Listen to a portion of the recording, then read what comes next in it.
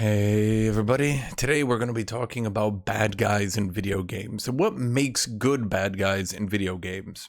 In most video games, they're going to have a character who does something that makes you, the player, want to get vengeance on them. In Mario, they're going to kidnap the princess. In games like Fallout New Vegas, they're going to end up shooting the character. But some games have bad guys that you actually want to kill and you want to, get vengeance on, defeat. Some bad guys you want to defeat more, and some bad guys you want to defeat less. What makes a character the best bad guy possible? Well, that's basically what I'm going to be talking about throughout this video. In a lot of games, we start with some sort of intro or some sort of cutscene like this, where we're introduced to the game, and we're introduced to something that the bad guys are doing. And throughout this introduction or cutscene or things like that, the bad guys will often do something that annoys us, the character. We can see here in Fallout New Vegas that the bad guy character ends up shooting us. And then we spend time in the game and we want to hunt down Benny because he shot us. But we find the real bad guys at the time were probably Caesar's Legion or whoever you were opposed to. It was likely Caesar's Legion. Sorry, Caesar's apologists, but I think a lot of people actually wanted to see the downfall of the Legion because they wanted to be the good guy. A lot of RPGs are like that. They like setting up a narrative enemy that you can overcome and defeat in order to restore good and righteousness to the world. Baldur's Gate 3 kind of did that a lot, actually. Other games that were on the Bethesda engine did similar things. We can see here with Skyrim. Let me go forward here. We can see here with Skyrim that they originally had the Empire. They were going to execute you, and they were bad, and you hated them. But ooh, in comes Alduin, and he's going to kill the world. But I would say this is actually a bad example, because Skyrim didn't really do anything at all to the player. They kind of set up very lazily bad guys. They kind of set up Alduin, but he really did very little to you.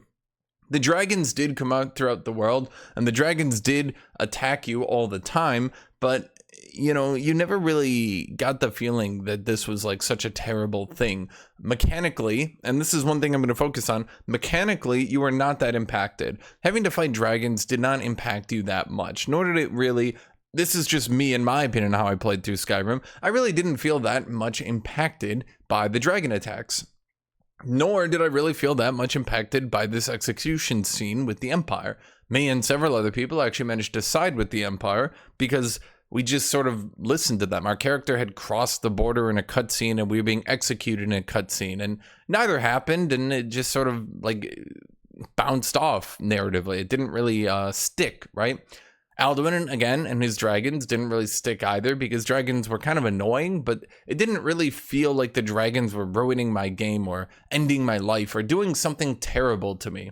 This brings us into, then let's go into other people perhaps, World of Warcraft and Warcraft 3. How did they set up their bad guys? Did I think they did good?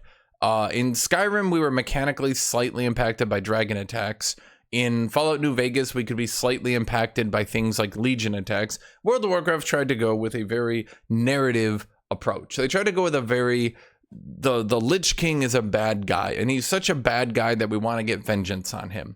It kind of worked, I think, for a little bit of people because his narrative arc took almost a decade. I think it almost did actually take a decade to complete. From the original Warcraft 3 into the Wrath of the Lich King expansion, I think it was 2004 to 2011, so nearly a decade.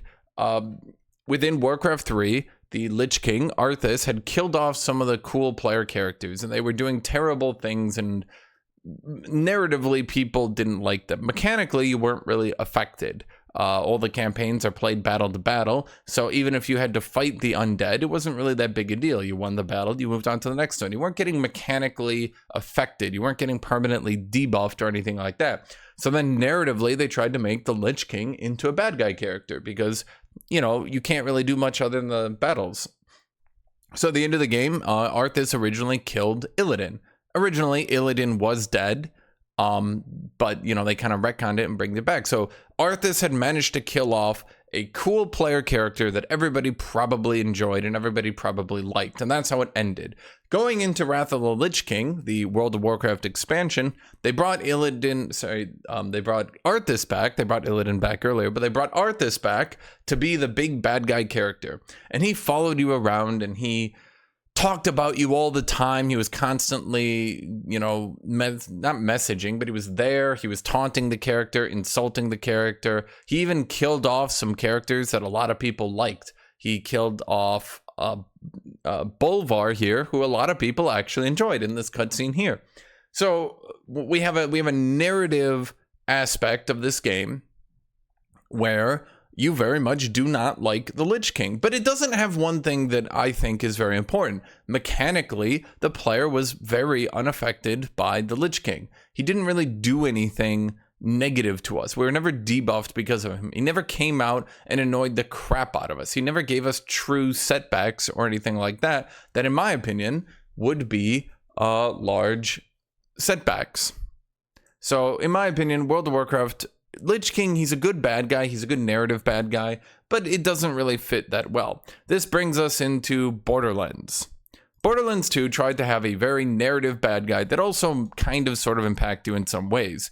Once again, like in World of Warcraft, he followed you around. Handsome Jack, that is. Handsome Jack followed you around. He taunted you. And at one point, he even managed to kill off a player character from the first game. It wasn't your character, but this was in the second game. They killed off a character from the first game. You could have played Roland in the first game, so maybe he did actually kill off your character narratively. But what did he do mechanically? What did he do throughout the game? He didn't really impact you that much. Sometimes he called down robots on you, and sometimes he attacked you with them, but they felt more an aspect of the game, that was just the level, that was the area. You were just going through and you happened to be fighting those guys now. Borderlands 2, once again, we have a narrative bad guy that everyone wants to defeat, but realistically speaking, I don't think a lot of people, me included, really felt like they hated him on a personal level that much. So what would be a character who you could make the player hate on a personal level? In my opinion, you would need to mechanically impact the player. You would need to actually give them a bad time in the game because that player is constantly messing with you. How could you do that? In my opinion, you would have to mechanically impact the player. You would have to do something to the player that actually impacts their gameplay in such a negative way that the player character actually thinks to themselves, yo, what the heck? I actually despise this guy. One of the most prominent examples of this is when Sephiroth killed Aerith. It's either Aerith or Eris. It constantly flips between. Sure, someone in the comment can tell me which one it actually is in reality, but it keeps flipping between them when I look at different sources. So Sephiroth in a cutscene kills Aerith, and it's terrible. Why, if you haven't played this game, is it terrible? Because Aerith would actually be a character in your party. Final Fantasy VII was an RPG, and Aerith could be a character in your party that you had leveled up. She could have been one of your main characters. You are now mechanically impacted by this thing happening. You might have to get another character now leveled up in your party to replace her.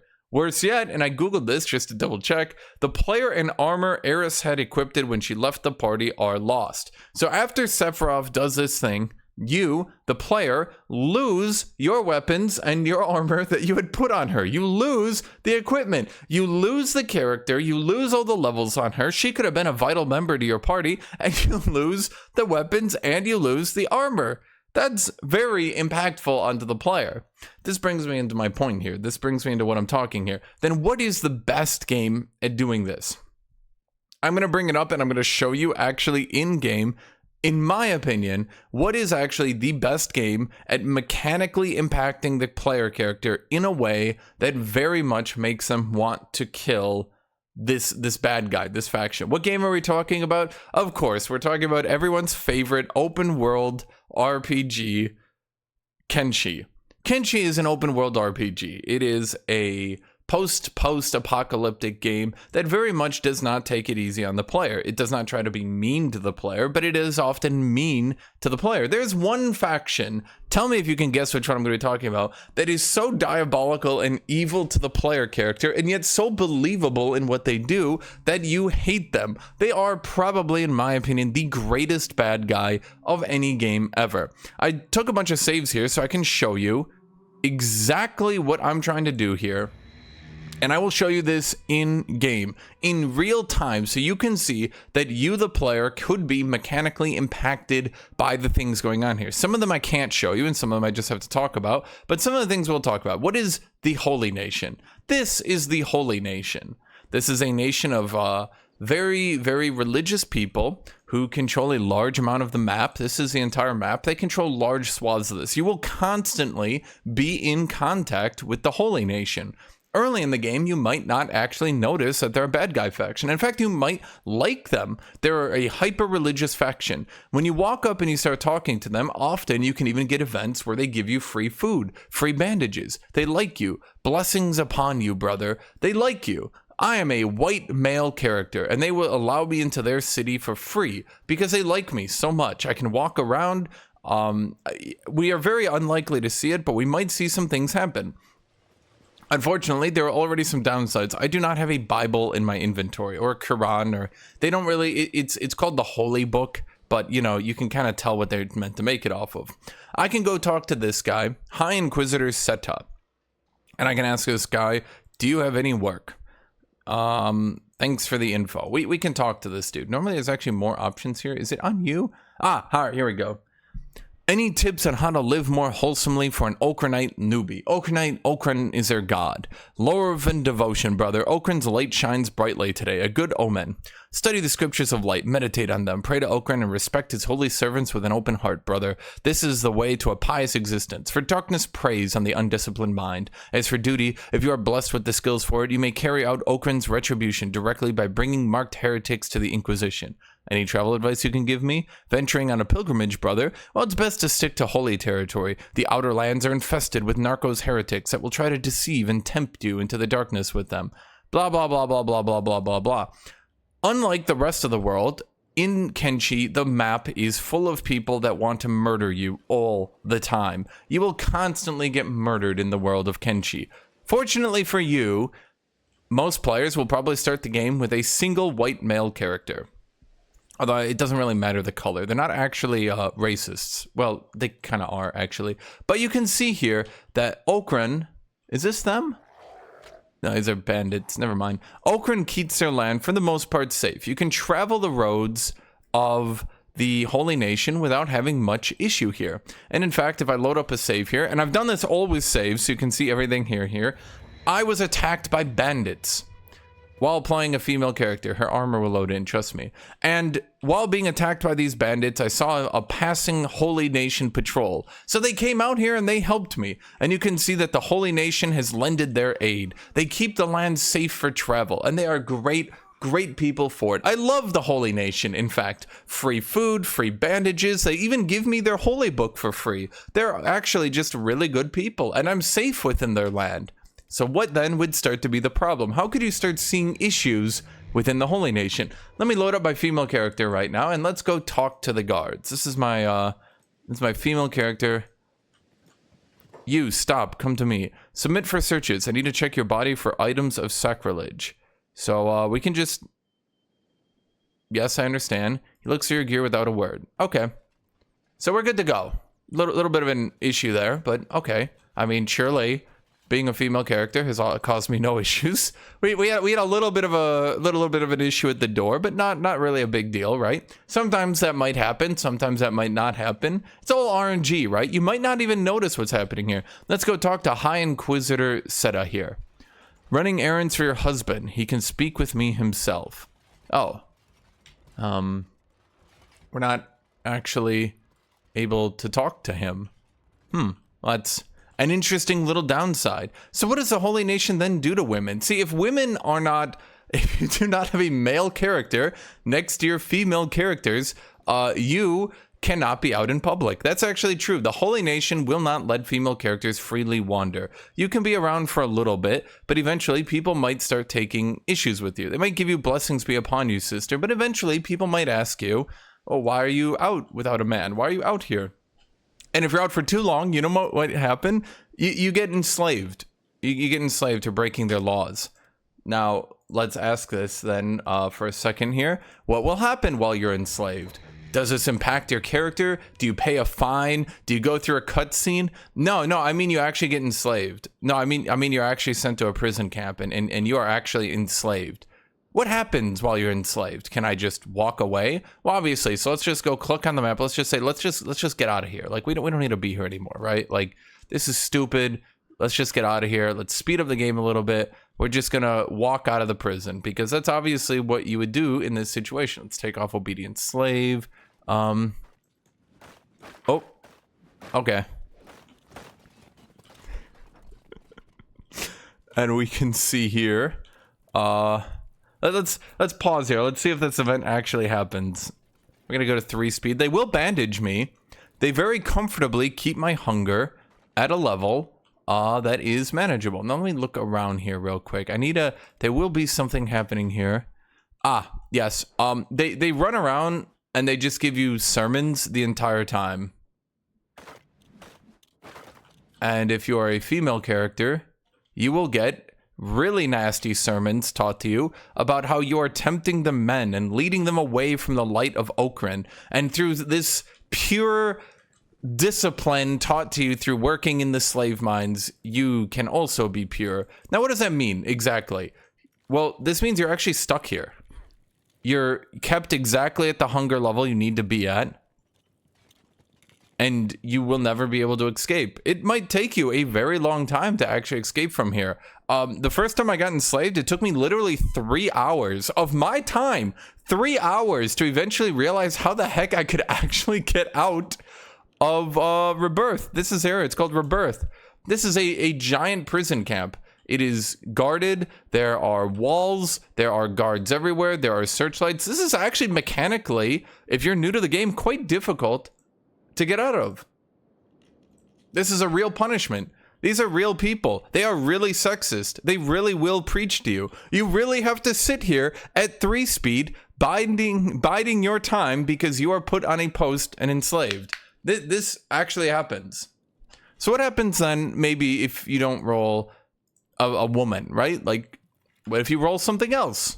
Well, being a woman is bad. How about being an alien, a non-human, something like that? Let's see what happens here. Let's take a look. So I've rolled up a check here. This is an alien, and let's go in here. Now, mind you, the Holy Nation patrols the world. You can find Holy Nation patrols all over.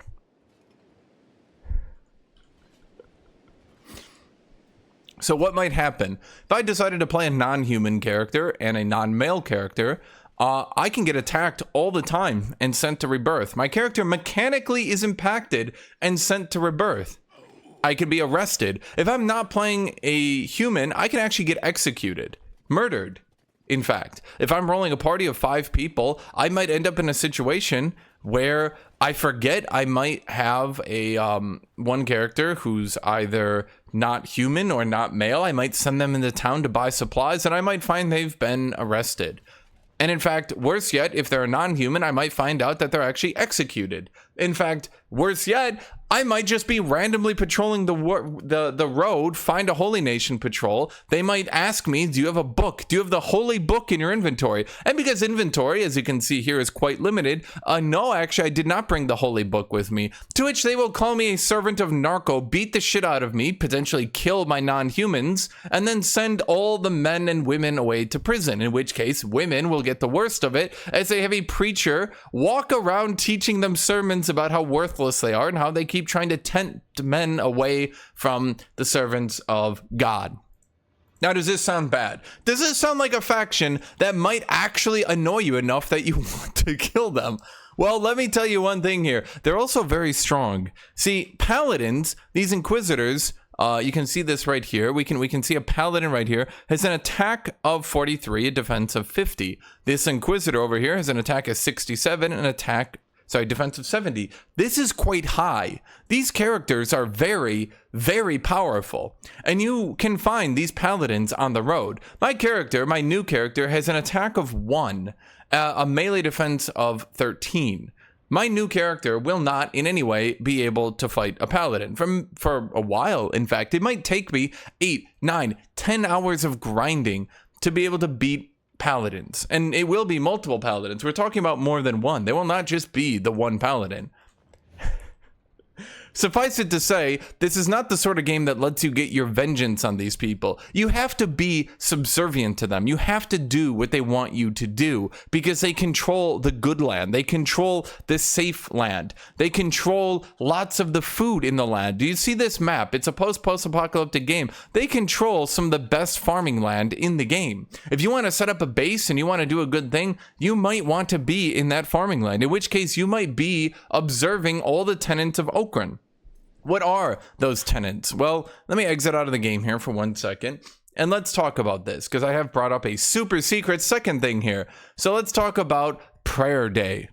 Now, if you're on Prayer Day, this is the Holy Nation's Prayer Day. They will come to your village if you've set up a town, and they will have some demands. That you have a holy book on you. They will give you one opportunity. You have to carry around the holy book. If you forget once, they will allow it. If you forget a second time, they will burn your city to the ground. I mean, they won't actually burn it to the ground. They'll just beat everyone up, slay all your non-humans, kill all your robots, kidnap everyone else, put them into slavery, steal all your books. There's a lot of stuff, in fact, that they don't like a lot of things. In fact, contraband includes any form of drug, any form of advanced technology. So if you want to actually build up your character, build up your technology, actually advance in an RPG, they will be one of your primary threats. Because if you have any advanced research books, they will actually steal them. They will take them from your base upon a successful raid. You need to keep them out of your base. You also need to make sure to have male characters on hand, male human characters. Greenlanders, in fact. They're a little bit racist. It has to be a male Greenlander. I'm sure you can assume what Greenlander means, okay? If there are no male Greenlander characters in your base, at that exact moment in time, they will say, "Women, are there no men to speak with me? Wait, are there no men at this outpost? It is against sacred law to take up residence without brotherly guidance. This will not do. This will not do at all. You are not welcome here. You will be removed." At which case, they will send an attack onto your base, again, to murder, enslave, pillage, destroy everything you can do. This mechanically impacts the game a very large amount. It is also not the sort of thing, as I explained, that can be easily avoided. Because the Holy Nation is so powerful, the most powerful faction in the game, in fact, you have to kind of obey them. You need to make sure that all your women have male escorts if you're ever going through their land. You need to make sure all your aliens can be mistaken as beasts of burden. You can't have your aliens doing anything. You cannot have robots at all. They will destroy any robot on sight. In fact, it gets worse because if you have any prosthetics throughout this game, as you might imagine, Kenshi is a sort of game that very much is easy to lose your limbs in fights. You fight with lots of katanas, big swords, things like that, right? And it's very easy in a game like that to lose your arm. Obviously, we're in the post-apocalyptic future, but there are prosthetics out there in the world, so you can go get them. The Holy Nation does not want you to wear prosthetics. They're very anti-technology. This means that if any of your characters in a long campaign have prosthetics, you are no longer welcome throughout the entire Holy Nation. This can get difficult. As the game goes on, it can get more and more difficult to bend to their wills. Effectively, like many religious organizations today, they have so many rules and so many laws that inevitably they assume that you will break one of them. Do you have your Bible on you at all points in time? On every character. You might remember for a bit, but what about an hour, 10 hours, 20 hours in your run? You might forget, and you might have a character enslaved and brought to rebirth because he didn't have a Bible on him once. Do you have your female characters escorted all the time, at every point in time, within a reasonable difference? Sure, you might remember for 5-10 hours, eventually you might forget. You might forget that you have a robot in your party. You might forget you have prosthetics in your party. You might forget that you have just been traveling the world and got some advanced research books so you can get higher technology to progress yourself. You might forget through that. Get accosted by one of their patrols, in which case, once again, you get attacked. And the thing is, when you get attacked, it lowers your relations. You might be able to run away from them a few times, but eventually your relations might degrade to the point where they attack you on sight. And they are, once again, the most powerful faction in the game. What was the purpose of this video? I think the Holy Nation is the best enemy mechanically put into the game. Now look, Kenshi is obviously, it was released in 2018. They don't have voice acting. Everything is done through text. In games like that, it's obviously way easier to impact the player mechanically. But in my opinion, the way they impact the player character mechanically is what makes this so aggravating. Let's put it that way.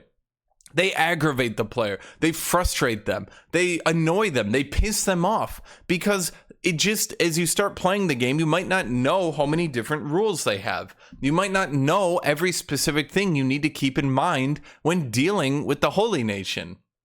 And slowly and surely, you might break some rules, and then they impact you. They might confiscate your prosthetics. They might confiscate your holy books. They might confiscate your women. And slowly and surely, your game will be impacted in slightly different ways over and over until you're thinking to yourself, God damn, I hate the Holy Nation. But when they have this many paladins in each patrol, and when they attack you with this many paladins, it is very difficult. And you might think to yourself, well, I just kind of need to bow down and obey them. And it doesn't feel good when a game makes you bow down and obey to people you hate. And that's what makes the Holy Nation so great. And in my opinion, that's what makes the Holy Nation just so perfect as a bad guy. Mechanically, can you think of any game? There's, for example, let me give you an example. In Half-Life 2, they have the pick up that can scene, but you can run past it quite quickly. Imagine if you couldn't. Imagine if pick up that can involved you getting your characters beaten to crap, and if you tried to run away, they just beat the crap out of you even harder, and there was no possible way you could fight back until you've been training, leveling up, and getting new technologies for like 20 hours of gameplay. That's the Holy Nation. That's Kenshi. Now, I do want to emphasize here, Kenshi is one of those games that I would call art. I don't say that lightly. Kenshi is often not a fun game to play, as you can imagine.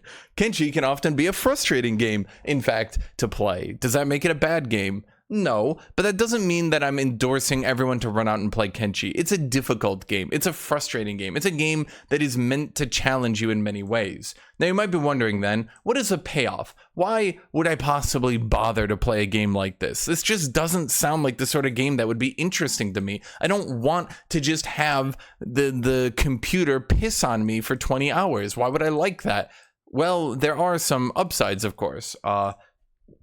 The game does understand it's not just trying to be mean to you. It is trying to be mean to you in a lot of ways, but it's doing it for a purpose. It's doing it because it wants you to fight back eventually. It wants you to eventually get your comeuppance and feel good about yourself and set a narrative and like yourself. So what is in the Hidden Forest then? We can see the Flotsam Ninjas. Who are the Flotsam Ninjas? The Flotsam Ninjas are a feminist ninja band. Feminist anti-patriarchy ninjas is what I had them written down as. And you can join the Flotsam Ninjas. I could find the character. They're always in a different spot. Where are they? Seriously, there's a leader. She should be... Ah, there we go. There's Maul. Let's go talk to Maul. I don't know why my character's out here, but let's go talk to Maul. So who is Maul? Maul is a leader of the Flotsam Ninjas. Nowhere in this world is safe. People are either trying to burn us at the stake or they're trying to eat us alive. But at least the cannibals are good for one thing, target practice. That is not right. Cannibals are people too, you know. Sure, of course they're people. They're people who try to eat me. To me, that's target practice. Anyway, you're here in my space. I'm guessing you want something, huh? Ask away. I've got nothing better to do till my next target drops by anyway. Can I join the Flotsam Ninjas? Well, in a world of fire-happy religious zealots and flesh-eating nudists, we can never have too many allies. Swear your allegiance to me and your defiance to the Phoenix, and I'll make sure the leader of the Holy Nation is the Phoenix, by the way, and I'll make sure my ninjas are always ready to protect you. Together, we can take down the Holy Nation. I swear my allegiance to Flotsam. Okay, for now you're one of us. Now go forth in your slaughter of the Holy Nation lackeys. Spare the innocents, but show no mercy to the paladins, the priests, and more importantly, that old Cretan Lord Phoenix. What a good person, I think. Where is...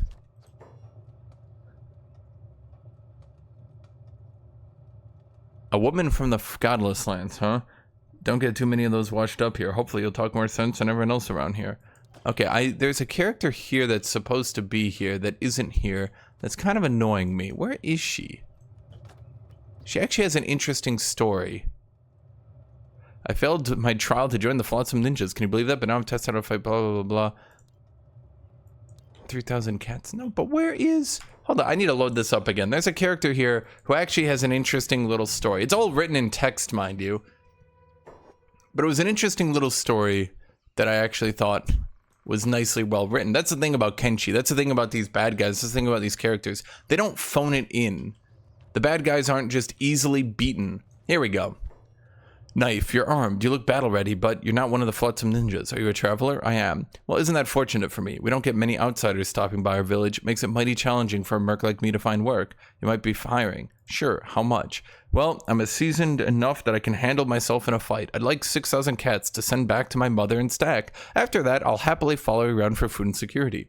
Wait, you escaped the Holy Nation and left your mother behind? It's not that simple. Not all Ulkranite women feel the same way about us about a revolution.